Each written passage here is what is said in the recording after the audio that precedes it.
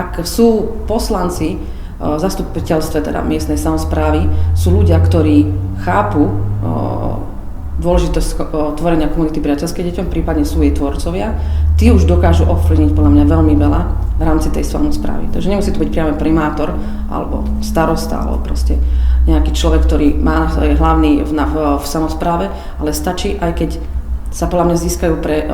niektorí poslanci alebo zástupcovia komisí, ktorí by tento koncept aspoň prijali nejako za svoj, alebo snažili sa mu začať mu rozumieť, a keď nie, tak pracovať s organizáciami, ktorí chápu tento koncept a chcú sa toho zúčastniť. A čo bolo aj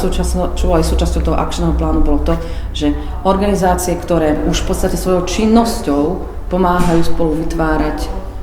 komunitu priateľskú deťom, tým, že reagujú na ich potreby efektívnym spôsobom, efektívnymi riešeniami, podľa mňa už tí budujú deťom priateľskú komunitu. Čiže ja si myslím, že v našich komunitách máme organizácie, aj poslancov, aj ľudí, ktorí možno, že nie cieľene, akože ja teraz budovať deťom priateľskú komunitu, ale svojou prácou a činnosťou, svojimi postojmi ju v podstate budujú.